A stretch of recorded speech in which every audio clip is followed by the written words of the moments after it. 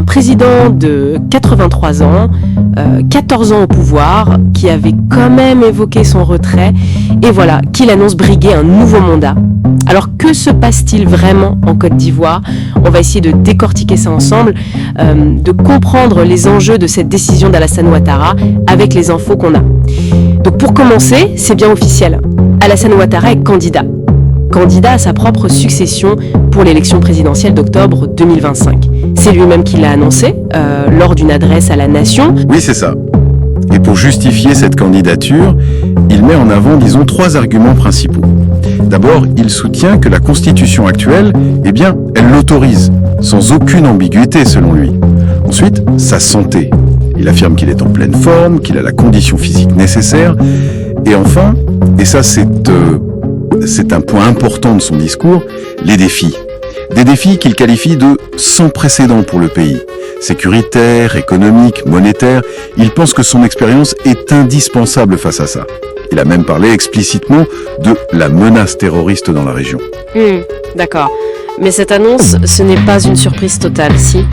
Parce que son parti, le RHDP, le Rassemblement des Oufouettistes pour la démocratie et la paix, bref, le parti au pouvoir, l'avait déjà désigné candidat en juin. C'est vrai, ce n'était pas un coup de tonnerre complet. Mais quand même, on se souvient qu'en 2020, il avait dit assez clairement vouloir laisser la place.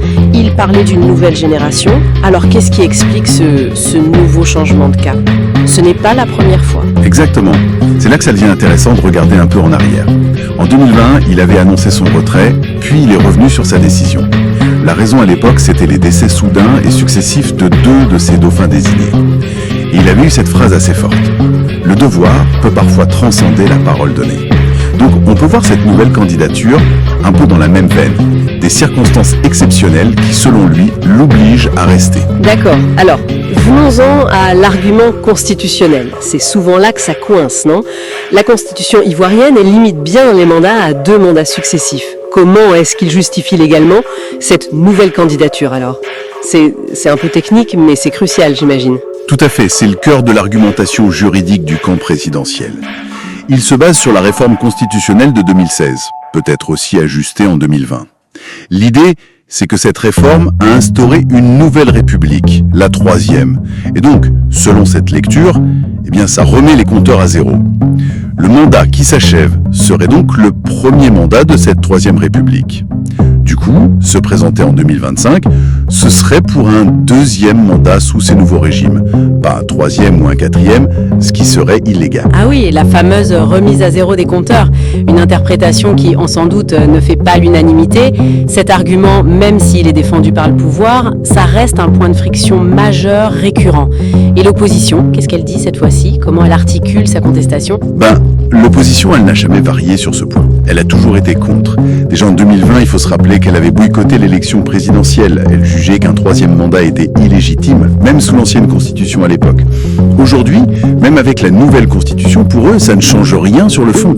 Ils estiment que l'esprit de la limitation des mandats est bafoué. Donc oui, le débat juridique, le camp présidentiel le considère peut-être clos, mais la contestation politique, elle, est bien là, très vive. D'ailleurs, une manifestation de l'opposition était déjà prévue avant même l'annonce officielle de Ouattara. D'accord. Et cette opposition, justement, dans quel état elle se trouve aujourd'hui ? Est-ce qu'elle est en ordre de bataille pour affronter le président sortant ? C'est une autre partie, disons, complexe de l'équation. L'opposition, elle a du mal à s'unir. Elle n'arrive pas à présenter un front commun solide.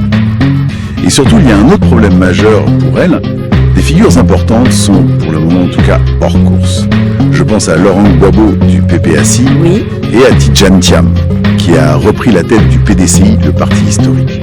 Leur absence potentielle du scrutin, ça change quand même beaucoup de choses. D'accord. Donc s'ils ne sont pas là, qui reste potentiellement face à Ouattara ? Qui pourrait se présenter ? Alors, il y a d'autres personnalités qui sont, elles, éligibles.